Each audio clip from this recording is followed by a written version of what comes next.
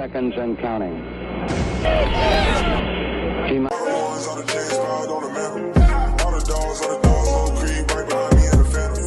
Hey guys, it's Clutch City Entertainment here, back with another video.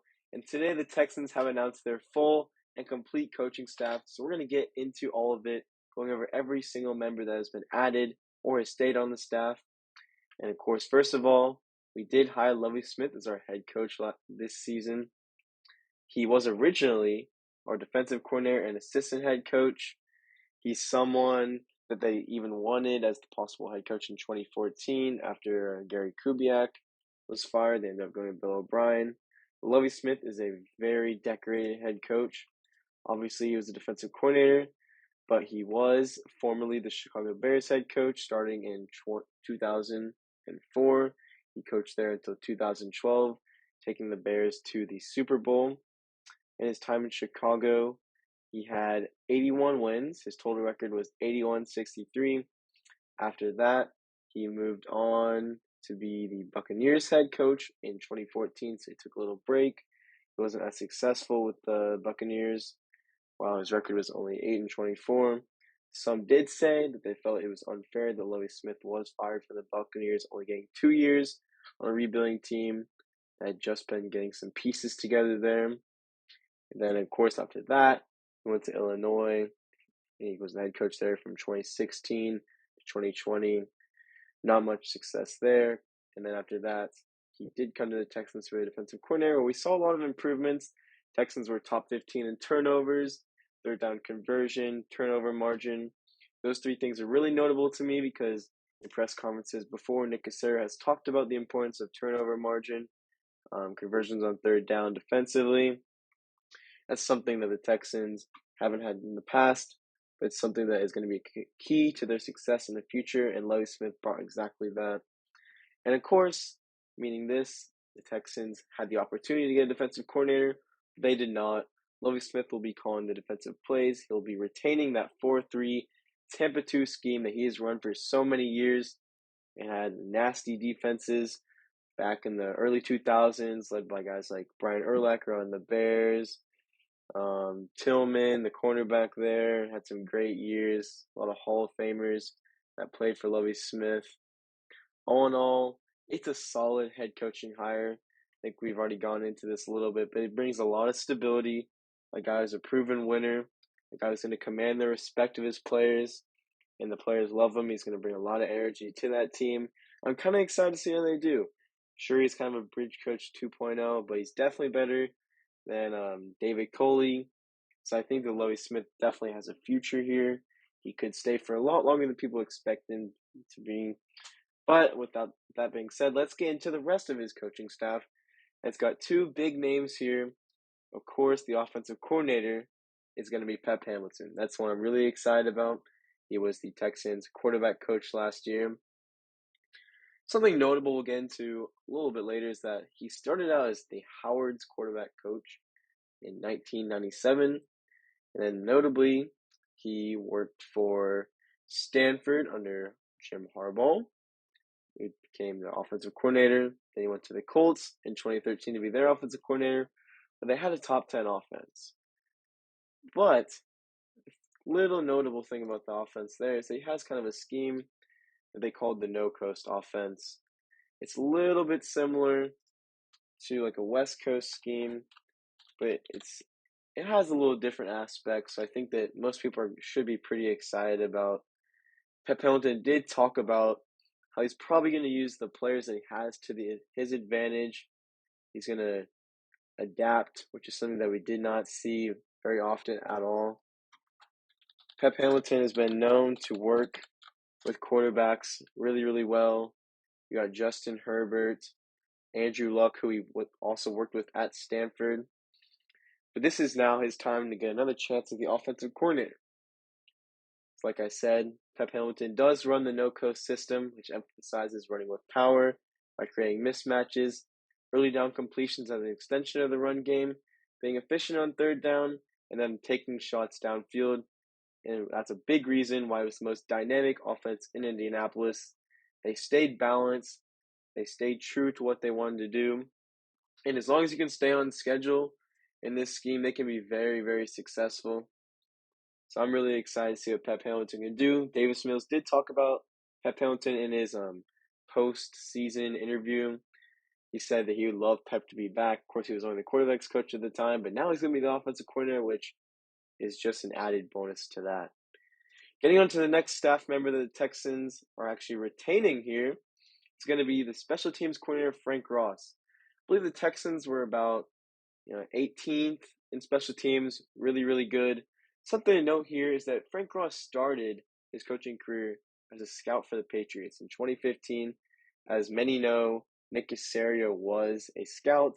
He was the director of player personnel for the Patriots, meaning that, well, pretty much, he probably went to Frank Ross a lot for information. Frank Ross was one of Nick Caserio's scouts. Of course, after that, he did move on. Frank Ross, he became the Colts assistant special teams coach starting in 2018 all the way through 2020. And then when Nick Caserio became the Texans general manager, he hired Frank Ross as the special teams coordinator this year. So not only is he a special teams coordinator, but he has a really, really tight connection to Nick Caserio. He made a good impression, or at least we think that Lovie Smith got the decision to retain him. Otherwise, he's a great special teams coordinator, great connection with Caserio and Lovie Smith. I think that Frank Ross has got a lot of potential there, especially with his background of scouting. He knows what he's doing. So those three guys are really going to be the main guys that are going to have a lot of say. Lovie Smith, Pep Hamilton, Frank Ross, and of course, general manager Nick Caserio. And also, speaking of that, looks like Frank Ross's assistant is going to be Sean Baker. He's going to be the assistant special teams coach. Getting on to other assistants, another big name, somewhat of a big name, is Ben McDaniels. He is going to be your wide receivers coach / passing game coordinator. Last year, he was the offensive assistant for the Texans, but he does have a little bit of connection to Pep Hamilton. They both were at Michigan. When Pep was at Michigan, Ben McDaniels was the 2018 offensive assistant. Ben McDaniels also worked for time with his brother, Josh McDaniels, when Josh McDaniels was working for the Broncos. He was the offensive assistant in 2009 and then got promoted to quarterbacks coach just a short time after. He does have a little experience as a coordinator for Columbia in 2012. He's got a wide net of coaching experience. He started in 2003, mostly being a wide receivers coach, but he's also been a quarterbacks coach for, like the Broncos. He's been an offensive assistant for like the Bears. So he's very, very experienced. Somewhat intrigued, not exactly sure what the role of passing game coordinator will do for him, but he gets a promotion there, also brings a little more stability. Our next hire was the offensive line coach, George Warhop. He has been a coach since 1983. He has worked for a multitude of NFL teams. He first started coaching in the NFL with the Rams in 1996. He was the Rams offensive coordinator. After that, he became the Cardinals he was the Rams offensive line coach. He then went to the Arizona Cardinals to be their offensive line coach. Then he went to the Cowboys, Niners, Browns, Buccaneers, Jaguars was the position he currently held from 2019 to 2021 as their offensive line coach. He now makes a sideways move to the Texans as their offensive line coach. So he's never been anything, less than an offensive line coach. That's really impressive that he's been able to maintain that throughout his NFL coaching career. He's going to bring lots of experience. He's been through so many systems, so many teams that he's going to be able to get the job done. Next, we have our running backs coach, Danny Barrett. He has been on the Texans staff since 2018 as the running backs coach. This will be his third head coach. He was a running back in the Canadian Football League for quite a while. He was on the Calgary Stampeders starting in 1983 till 1985 and played until 1998, ending his career with the BC Lions. He then stayed in the Canadian Football League for a little bit. He was the Saskatchewan Roughriders head coach from 2000 to 2006.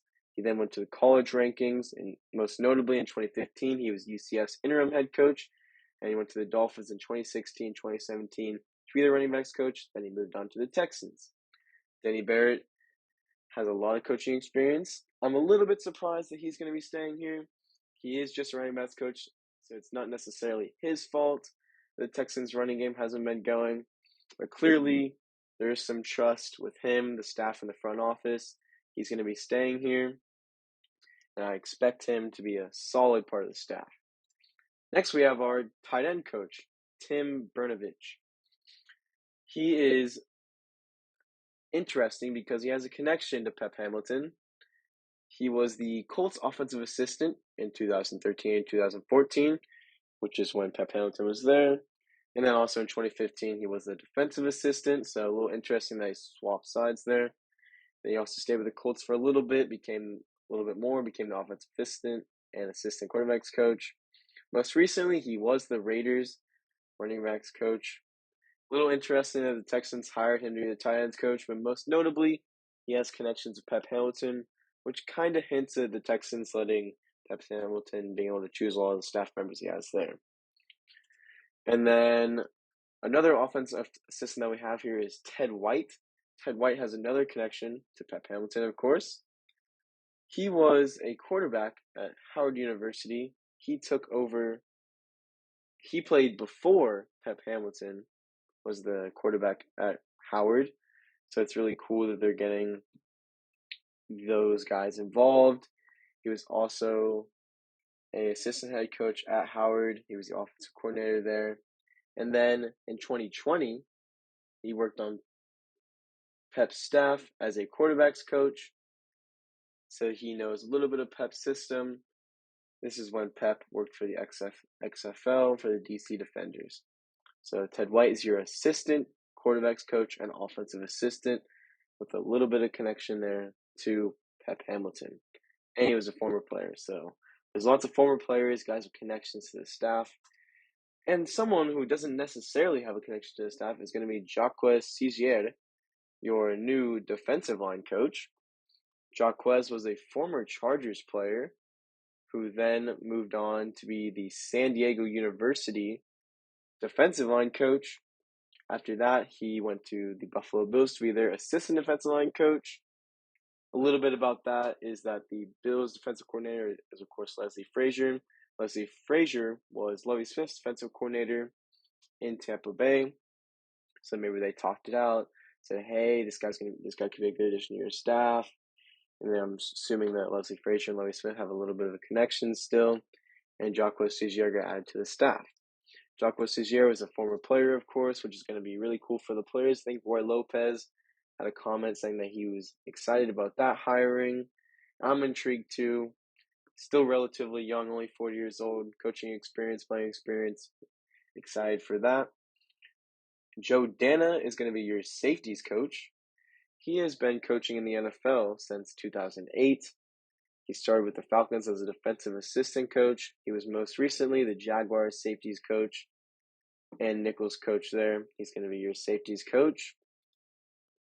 And your linebackers coach is going to be Lovie Smith's son, Miles Smith. He was also the defensive assistant for the Buccaneers when Lovie was the head coach there. He was also the linebackers coach in Illinois when Lovie Smith coached there. So relatively, yes, he has followed Lovie Smith, but Lovie Smith trusts his son. He believes that he can, coach well. So while it's not surprising, I think that Miles Smith has done a solid job, especially this year with the development of guys like Colin McGruger-Hill, Garrett Wallace showed some flashes. So I trust Miles Smith as a linebackers coach. Your cornerbacks coach is going to be Dino Vasso. He started out as a coach in Temple in 2011 as an offensive intern. Most notably, he was the Eagles' assistant coordinator / defensive assistant in 2020. And of course, this year he was promoted to cornerbacks coach, and he's going to be staying on the staff. I think he has a solid resume. He was a pretty solid coach this year. The cornerbacks played relatively well. Saw Desmond King and Tavier Thomas play really, really good at times. So I'm impressed by that. I think Dino Vasso is a solid addition. Otherwise, the staff is mostly just assistants. You got Hal Hunter as the assistant offensive line coach. Hal Hunter worked in Indianapolis at the same time as Pep Hamilton as the assistant offensive line coach. Some more connections there. Kenyon Jackson is the assistant defensive line coach. He played at Illinois. Ealer Emini is the defensive assistant who also played at Illinois and is the Nichols coach. Lovie Smith did coach the Nichols last season. Him and Tavier Thomas have a pretty good connection. They talk about that a lot, how Lovie helped him. So it looks like Lovie Smith will probably still help out in that area, but Iller Emini can also provide knowledge there, being a former cornerback at Illinois University. Dealey Harding, I believe he was also a former player. He's a defensive assistant. Ben Bowling was a former receiver. He's going to be a defensive assistant. Robbie Picasso was a former quarterback. And that's going to round out the staff with Denaris McGee being the offensive assistant. Relatively, I think the staff is solid. No one really stands out to me other than Pep Hamilton. I really like Frank Ross. Jacquez Siger is pretty cool that we got him. Ted White's definitely an underrated one there. The staff is gonna do the job. The most impressive thing to me is that, Lovie Smith, Pep Hamilton, they got to choose who they wanted. Last year there was reports coming out that Nick Cassero hired their entire staff for David Coley. This year it was far from that. Lovie Smith said they're going to hire a lot of minority African American coaches, and that's what they did. Most of the staff members are African American, former players, have connections to Lovie, have connections to Pep. I think the Texans are moving in the right direction. I'm really proud and happy to see that they made those moves and they stuck to their word. And that's going to be pretty much all for today. Thank you guys so much for watching. Drop your thoughts on the coaching staff down below. Make sure to subscribe and like this video. See y'all next time. Peace.